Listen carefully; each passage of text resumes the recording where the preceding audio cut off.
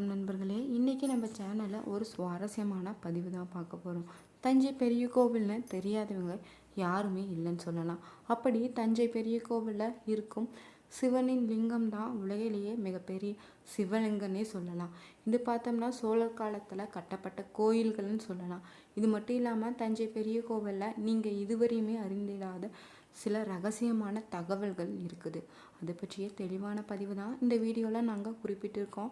இது போன்ற சுவாரஸ்யமான பதிவுகளை நீங்கள் தெரிஞ்சுக்கொள்ளணும்னா மறக்காமல் உற்சாக நியூஸ் சேனலையே பெல் பட்டனை கிளிக் பண்ணி சேனலையும் சப்ஸ்கிரைப் பண்ணி வச்சுக்கோங்க. கூடவே ஐக்கானையும் கிளிக் பண்ணுங்கள், லைக் பண்ணுங்கள், ஷேர் பண்ணுங்கள், கமெண்ட் பண்ணுங்கள். வாங்க வீடியோக்குள்ளே போகலாம். தஞ்சை பெரிய கோவில் பார்த்தோம்னா காவேரி தென்கரையில் அமைந்திருக்குது. இந்த கோவில் பார்த்தோம்னா ராஜராஜேந்திரன் பேருடையார் கோயில்னு சொல்கிறாங்க. பிரகஸ்தீஸ்வரர் ஆலயனும் பல பெயர்களை குறிப்பிட்டிருக்காங்க.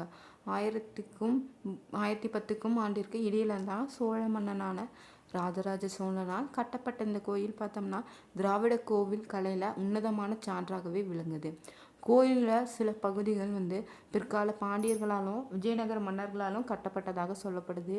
முன் தாழ்வாரமும் நந்தி மண்டபமுமே அம்மன் சன்னதியும் சுப்பிரமணிய சன்னதி போன்ற இந்த பகுதிகளே தவிர கோவில்கள் மற்ற பகுதிகள் தான் ராஜராஜ சோழன் காலத்திலே கட்டப்பட்டதாக சொல்லப்பட்டிருக்குது. யுனெஸ்கோ உலக பாரம்பரிய சின்னம் என்ற அந்தஸ்தை பெற்ற இந்த கோயில் பார்த்தோம்னா இந்திய தொல்லியல் துறையால் பராமரிக்கப்பட்டு வருது. இந்த கோயிலில் மட்டும் 1000வது ஆண்டு விழா கடந்த 2010ஆம் ஆண்டு தான் நடைபெற்றிருக்குது. இக்கோயிலினுடைய தலைமை சிறப்பியாக குஞ்சார மல்லன் ராஜராஜ பெருஞ்சத்தன் என்ற பெயரில் கோயிலின் கல்வெட்டுகளை குறிப்பிட்டிருக்காங்க. தஞ்சை பெரிய கோவிலில் பார்த்தோம்னா பிற்கால கோவில்களை கோபுரங்களே உயரமாக அமைந்திருக்கும் நிலையில தான் இந்த கோவில் விமானம் மிக உயரமாக அமைக்கப்பட்டிருக்குதான். கோபுரத்தினுடைய உச்சி பார்த்தோம்னா கலசத்திற்கு கீழே உள்ள பகுதி ஒரே கல்லால் ஆனதாக சொல்கிறாங்க. விமானத்தின் நிழல் தரையில் விழாது என்றெல்லாம் குறிப்பிட்டாலுமே அது உண்மை அல்லன்னு சொல்கிறாங்க. பேருடையார் கோயிலில் குடமுழுக்கை தமிழில் நடத்த வேண்டுமென பலர் வழக்கு தொடர்ந்தாலும் தமிழ் சமஸ்கிருதம் ஆகிய இரு மொழிகளில்தான் சமமான முக்கியத்துவம் கொடுத்து குடமுழுக்கும் நடத்தப்பட்டிருக்குது. இந்த குடமுழுக்கு விழாவில் தான் 5 லட்சத்திற்கு அதிகமான பக்தர்கள் பங்கேற்பாக என எதிர்பார்க்கப்பட்டது. விழாவை ஒட்டி தஞ்சையில் உள்ளூர் விடுமுறையும் அறிவிக்கப்பட்டிருந்துச்சு. பெரிய கோவிலினுடைய கட்டிடக்கலையை நம்ம பார்த்து தெரிஞ்சுக்கலாம். பிரகதீஸ்வரர் கோயில் அல்லது பெரிய கோவில்னு அழைக்கிறாங்க. திராவிட கட்டிடக்கலைக்கு மாபெரும் எடுத்துக்காட்டாகவே விளங்குது.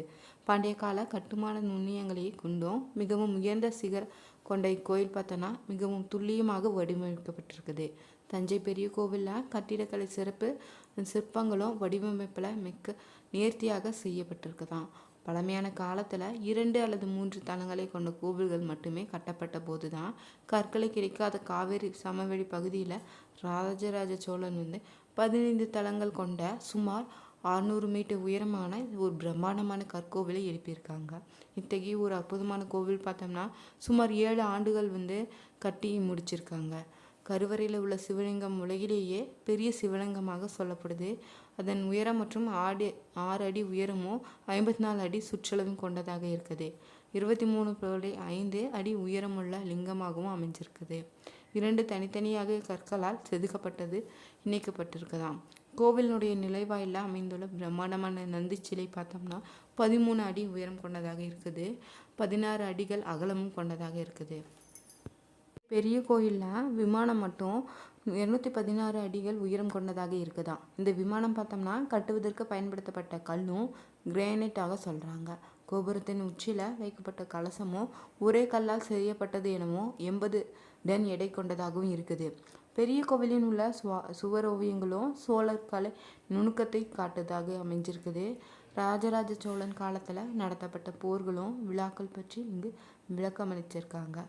தெய்வீக மற்றும் புராண கதைகளை சிற்பங்களாக செதுக்கப்பட்டிருக்குது. தஞ்சை பெரிய கோவிலில் வரலாறு சித்திரங்களின் சிற்பங்களாகவும் பிரதிபலிச்சிருக்காங்க. பார்த்தோம்னா பிரகதீஸ்வரர் என்று அழைக்கப்படும் சாமி சிவபெருமானே அர்ச்சனை செய்வதாக சொல்லப்படுது. சிவபெருமானின் சாமி வடிவத்தை தரிசிக்கும் பக்தர்களுக்கு மனநிறைவு ஏற்படும் என்பது அப்பகுதி மக்களுடைய நம்பிக்கையாக இருக்குது. பெரிய கோவிலில் விமான மண்டலமும் தஞ்சையில் இருக்கும் மற்ற கோவில்களை ஒப்பிடும்போது மிகவும் தனித்துவம்னே சொல்லலாம். விமானத்தின் மேற்பகுதி பார்த்தோம்னா மேகங்களை தொடும் அளவிற்கு உயர்ந்து இருக்குதான். இது சூரிய ஒளியை நேரடியாக பெற செய்தும் கோவிலின் உட்பகுதியில் எப்போதுமே வெளிச்சமாக வச்சிருக்குது. தஞ்சை பெரிய கோவிலை கட்ட என்ன பின்புலன்னு தெரிஞ்சுக்கொள்ளலாம். காஞ்சியில் ராமசிம்மனால் கட்டப்பட்ட கைலாநாதர் கோவில் ராசராசனாக மிகவும் கவர்ந்ததாக இருந்துச்சு. அதே போல தான் ஒரு கோவிலை கட்ட எண்ணிய ராஜராஜ தந்தையில் பெரிய கோவிலை கட்டினானா. பெரிய கோவிலின் அமைப்பும் திருவாரூர் தியாகராஜர் கோவிலின் உள்ள அசோலேஸ்வரர் சன்னதியில் மாதிரி கொண்டே உருவானதாக செய்திகள் இருக்குது. தஞ்சாவூரில் திருக்காட்டுப்பள்ளியிலையும் இல்லை காட்டில் ராசராச சோழனால் கட்டப்பெற்ற செங்கல்லால் ஆன சிறிய கோவில் தான் முன் மாதிரின்னே சொல்லலாம். திருவிடைமருதூர் கோவிலில் உள்ள மூலவரின் பெயர் மகாலிங்கம்.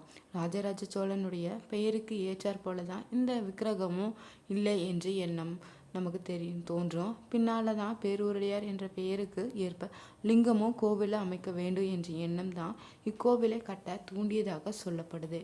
இந்த கோயிலின் பார்த்தோம்னா முதலாம் ராஜராஜ சோழன் என்றழைக்கப்பட்ட சோழ அரசன் சோழர்களின் சிறப்பினை சின்னமாக விளங்கத்தான் தஞ்சை பேருடைய கோவிலை கட்டுனாங்களாம்.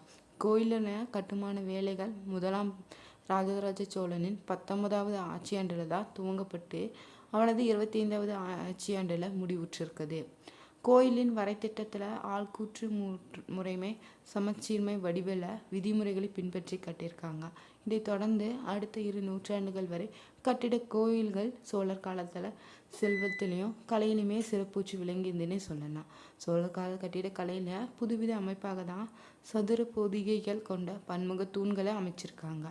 தனித்துவமான தமிழர் கட்டிடக்கலைக்கும் சோழர்களின் ஆட்சியும் தமிழ் மக்களின் நாகரிகத்திற்கும் சான்றாக அமைந்திருக்கு தான் தஞ்சை பெரிய கோவில்னே சொல்லலாம். கட்டிடக்கலை, சிற்பக்கலை, ஓவியக்கலை, மின்கல சிலையுருவக்கல் ஆகியவற்றில் சோழர்கள் திறமைக்கு ஒரு சிறந்த எடுத்துக்காட்டாக இந்த தஞ்சை பெரிய கோவில் விளங்குது.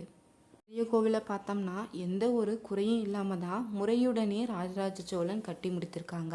கருவறையில் வைக்க வேண்டிய லிங்கத்தையுமே அறிவு, ஆற்றல், அமைதி, ஒழுக்கம் முதலியவற்றில் சிறிதும் மாறா சிற்பிகளை கொண்டு தான் நன்கு வடிவமைச்சிருக்காங்க. அது மட்டும் இல்லாமல் ஆதி சைவர்கள் கொண்டு மருந்து சாத்தி பந்தனம் செய்தபோது மருந்து இலகி விட்டதால தான் லிங்கம் பீடத்தில் சிறிதும் பொருந்தவில்லைனோ இதனால் மன்னன் மிகுந்த கவலையில் ஆழ்ந்திருக்காங்க. அப்போது கருவூர் தேவர் ஈண்டு வந்தால் செயல் நிறைவுறு என்ற வானில் இருந்து ஒரு ஒளி ஒடித்திருக்குது. அதை கேட்ட சோழ மன்னனும் தெளிவு பெற்றிருக்கான்.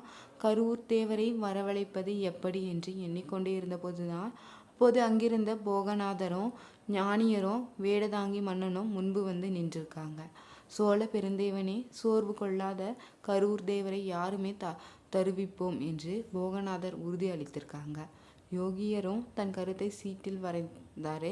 அதை காகத்தின் காலில் கட்டி பொதிகைக்கு அனுப்பியிருக்காங்க. சீட்டை கண்ட கருவூர் தேவரும் தஞ்சை வந்தடைந்திருக்காங்க. நிலை உணர்ந்த தேவர் கோவிலுக்கு புகுந்திருக்காங்க. இறைவனை சிந்தித்தார். அறிவிலுமே ஒழுக்கத்திலுமே மிக்க அந்தணர்கள் தான் பலரை உடன் வைத்து கொண்டன. விதிமுறைப்படி மறைகளை ஓதியிருக்காங்க. சிவலிங்கத்தை ஆவுடையாருடன் செல்வன நிறுத்தி பொருத்திருக்காங்க.